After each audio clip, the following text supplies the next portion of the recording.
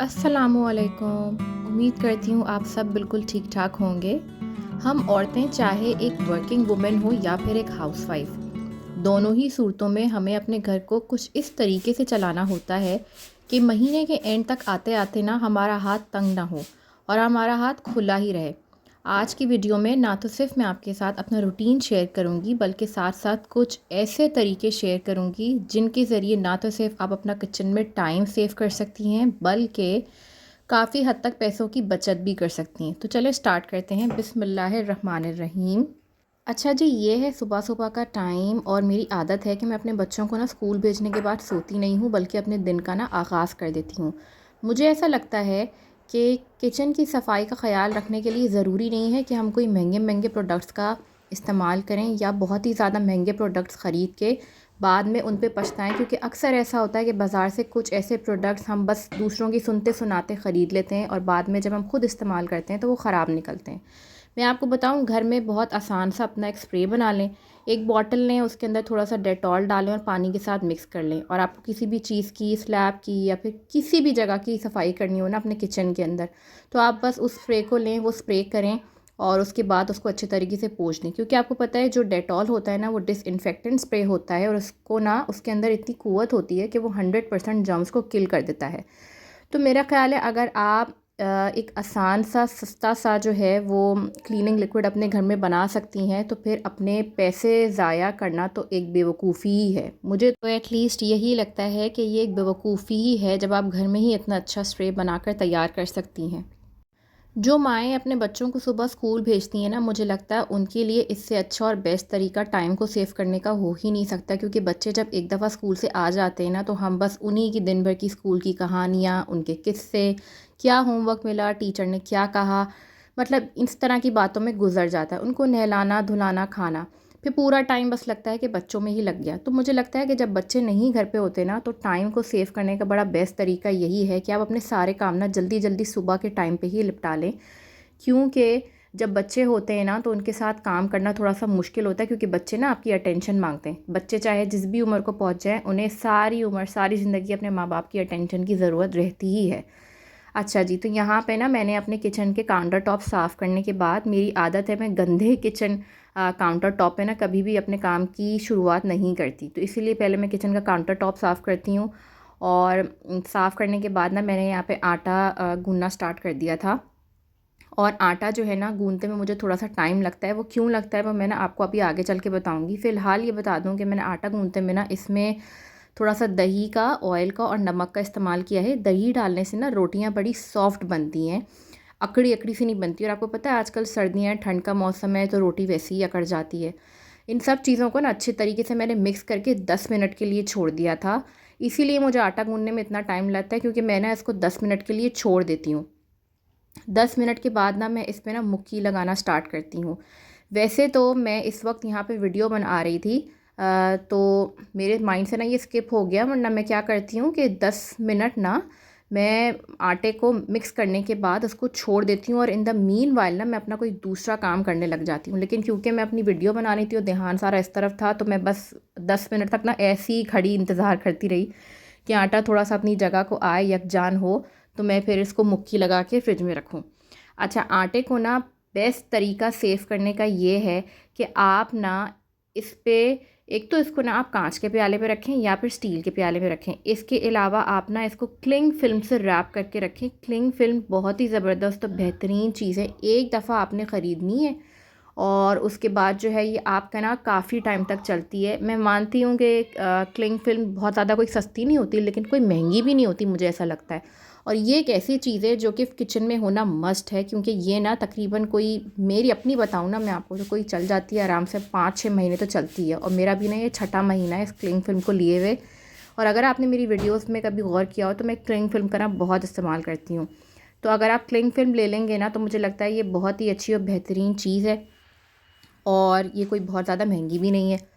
आटा गूंदने से फ़ारिग होने के बाद ना मैंने अपने चूल्हे की सफ़ाई की, और हमेशा ना मैं चूल्हे की सफ़ाई पहले करती हूँ और उसके बाद जो है ना जो भी मुझे खाना वगैरह पकाना होता है, फिर जो भी हांडी होती है वो मैं फिर चढ़ाती हूँ।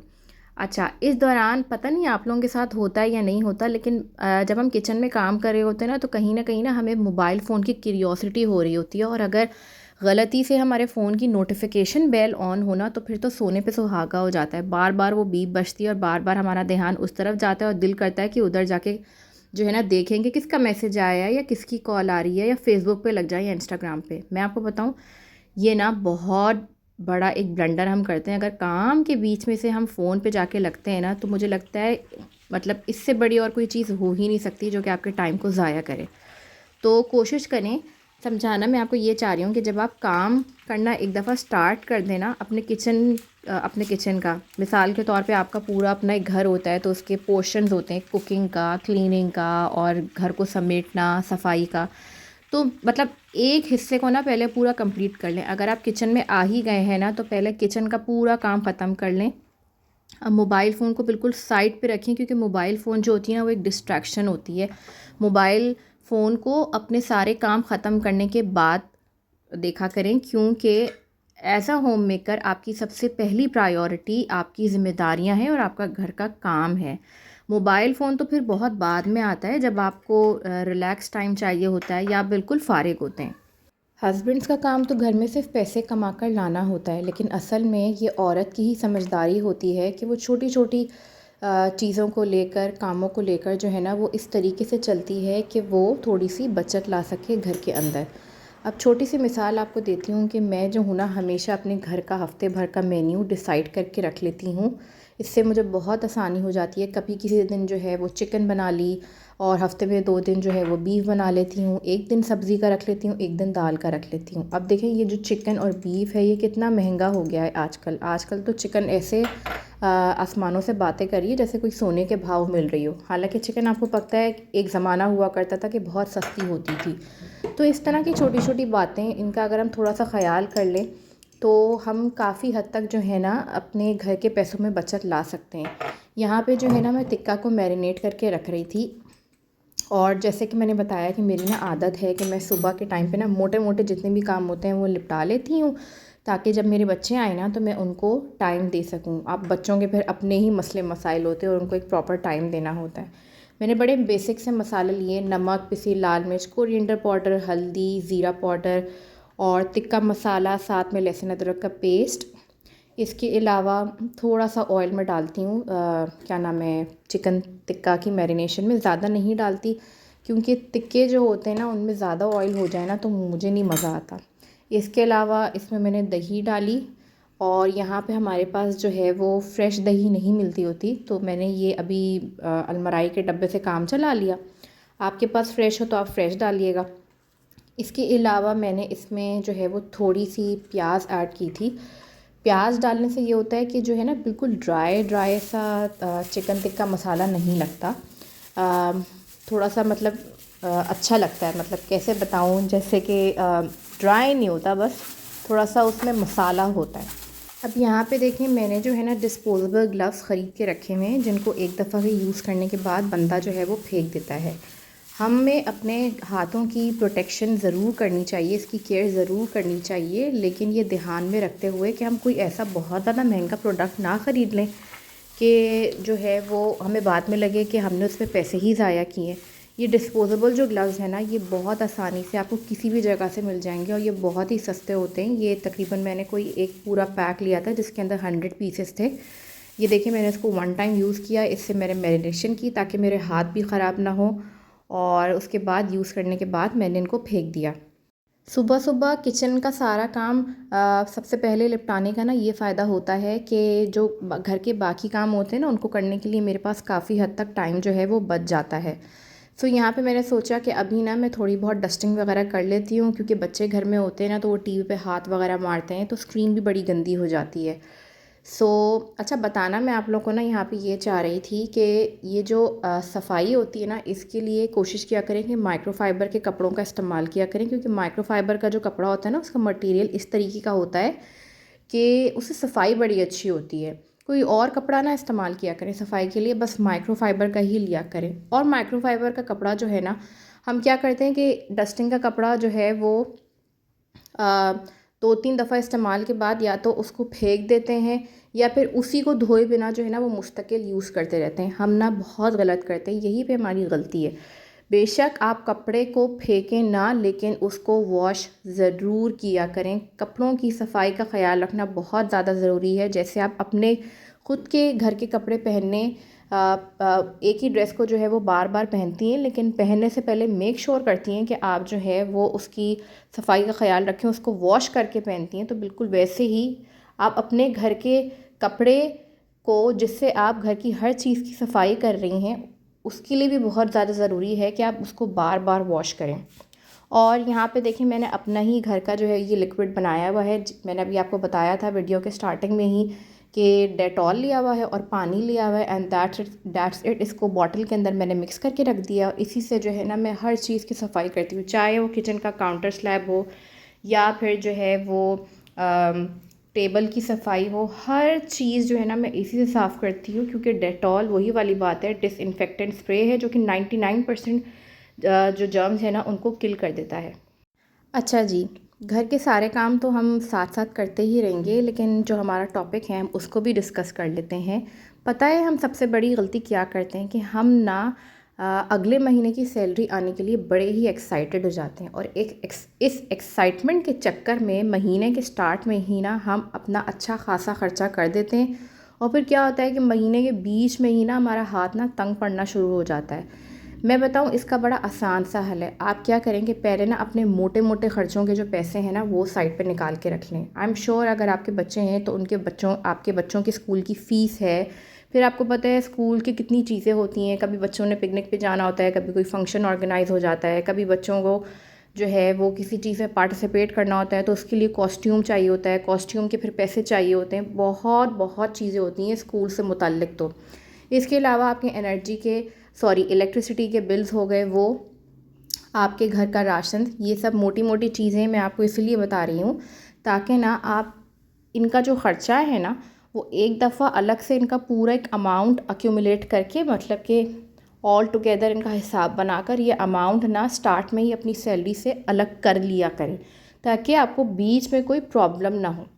महीने के बीच में आपको कोई प्रॉब्लम ना हो और महीने के एंड आते आते अल्लाह ना करे कहीं ये भी नौबत ना आ जाए आपके साथ कि आपके पास बिल्कुल पैसे ना हो। होता है ना बाज़ औक़ात इंसान की ज़िंदगी में, आपको नहीं पता होता, किसी की बर्थडे आ जाती है तो उसको गिफ्ट देना पड़ जाता है, या किसी की शादी आती है तो पैसों का लिफाफा देना होता है। बहुत बहुत सी चीज़ें होती हैं। तो ये जो गिफ्ट्स वगैरह है ना, इसका भी मार्जिन अपने जहन में पहले से रखा करें। ये मैं बिल्कुल भी नहीं कह रही कि आप अपनी ज़ात पे जो है वो पैसे खर्च ना करें। मैं तो ख़ुद भी इस चीज़ के ख़िलाफ़ हूँ, और मैं इस चीज़ को मोटिवेट करती हूँ कि इंसान को ना अपने ऊपर पैसे खर्च करने चाहिए। लेकिन हर इंसान की अपनी एक चादर होती है। इंसान को जो है वो अपने पैर बस उतने ही फैलाने चाहिए जितने की उसकी चादर है। आप ज़रूर अपने ऊपर पैसे खर्च करें, लेकिन तरीके से। मिसाल के तौर पर महीने में अगर आपने 2 सूट बना लिए हैं तो 3 महीने तक अपने लिए बाकी मतलब आने वाले दिनों में सूट बनाने की ना सोचें। ठीक है, मौसम के हिसाब से देख लें। मैं ये खाली आपको मिसाल दे के समझा रही हूँ। अक्सर घरों में मैंने देखा है कि लोग जो है ना वो कचरे की थैली को अफ़ोर्ड नहीं कर पाते, लेकिन इंस्टाग्राम और यूट्यूब और आजकल तो सोशल नेटवर्क्स का ज़माना है, पता नहीं कितनी सोशल ऐप्स हैं जो कि हम यूज़ करते हैं सारा दिन में, और उनको देख देख कर ना, वीडियोस को या शॉर्ट्स को देख देख कर ना हम ना उनसे इन्फ्लुएंस हो जाते हैं। इस हद तक इन्फ्लुएंस हो जाते हैं कि हम ये भूल ही जाते हैं कि हम उस चीज़ को अफ़ोर्ड कर भी सकते हैं या नहीं। एक वक्त था कि जब मैं जो है वो सिर्फ अपने डस्टबिन में प्लेन जैसे सौदा लेकर आ गई, और जो है वो क्या नाम है, वो थैली में फेंकती नहीं थी। मैं अपना वक्त याद कर रही हूँ, मैं जो हूँ ना वो थैली डस्टबिन पे चढ़ा दिया करती थी। अल्हम्दुलिल्लाह अल्हम्दुलिल्लाह अल्हम्दुलिल्लाह अब ये वक्त है कि मैं जो हूँ ये काली वाली थैलियाँ जो है वो अफ़ोर्ड कर सकती हूँ। हाँ, उस वक्त मैं वीडियोस को देख के क्या नाम है, ज़ेर असर में आती थी, और मेरा दिल चाहता था कि मैं भी काली थैलियाँ ख़रीदूँ, क्योंकि मुझे अपने घर को संवारने का और सजाने का बहुत शौक़ है। हर चीज़ को ऑर्गेनाइज़ तरीके से लेके चलने का मुझे बहुत ज़्यादा शौक़ है। लेकिन मैं बस बताना ये चाह रही हूँ कि मैं उन चीज़ों को देख के ना इन्फ्लुएंस नहीं हुई, मतलब कि इतनी ज़्यादा इन्फ्लुएंस नहीं हुई कि मैं जो हूँ वो उसी वक्त भागी भागी दौड़ी दौड़ी चली गई और मैंने काली थैलियाँ ख़रीद लीं, क्योंकि उस वक्त मैं ख़रीद नहीं सकती थी और इतना मेरा बजट होता नहीं था। लेकिन अल्हम्दुलिल्लाह अल्हम्दुलिल्लाह अल्हम्दुलिल्लाह अब ये वक्त भी है कि मैं काली थैलियाँ ख़रीद सकती हूँ। कहना मैं ये चाह रही हूँ कि देखें, यूट्यूब को, फ़ेसबुक को या फिर इंस्टाग्राम को देख के ना, जो चीज़ आप वीडियोस में देखती हैं उसको देख के ना फ़ौरन इन्फ्लुएंस ना हो जाया करें। इससे ना आपका अपना ही घर का माहौल ख़राब होता है, और ना सिर्फ माहौल ख़राब होता है, आपका बजट भी ख़राब होता है। क्योंकि आप वीडियो में किसी इंसान को कुछ करते हुए देखते हैं ना, तो आपको दिल करता है मैं भी ख़रीद लेती हूँ, और ये कितने अच्छे तरीके से कर रही है। तो ये जो है ना बहुत गलत करते हैं। जब आपको कोई चीज़ करने को दिल चाहा करे ना, तो पहले थोड़ा सा ना 2 मिनट बैठ के सोचा करें कि क्या मैं ये कर सकती हूँ, और अगर नहीं कर सकती तो तहम्मुल से सब्र से काम लें, क्योंकि वो वक्त भी अल्लाह आपको ज़रूर दिखाएगा जब आप उस चीज़ को वाकई अफोर्ड कर सकती होंगी। बस थोड़ी सी समझदारी दिखानी होती है। असल में तो औरत का ही सारा हाथ होता है घर के बजट को लेके चलने में। इसके अलावा लास्ट पॉइंट जो मैं आपके साथ डिस्कस करना चाहती हूँ ना, वो ये कि जब आप अपनी एक लिस्ट बनाती हैं ना, मिसाल के तौर पे अपने किचन की ग्रॉसरी की, तो ग्रॉसरी की लिस्ट बनाने के बाद ना एक दफ़ा उस लिस्ट को दोबारा गो थ्रू किया करें, या देखा करें कि क्या इसमें से कोई ऐसी चीज़ है जो कि गैर ज़रूरी है बिल्कुल। अगर वो आपको गैर ज़रूरी लग रही है तो उसको बिल्कुल कट ऑफ़ कर दें। हाँ, अगर उस चीज़ के बिना आपका बिल्कुल गुजारा नहीं हो सकता तो फिर ज़रूरी उसको ख़रीद लें और उसको अपनी लिस्ट में शामिल ही रखें। ट्रैवल भी तो नहीं किया। वीडियो पसंद आए तो चैनल को सब्सक्राइब ज़रूर कीजिएगा। मुझे अपनी दुआ में याद रखिएगा। Take care. अल्लाह हाफ़िज़।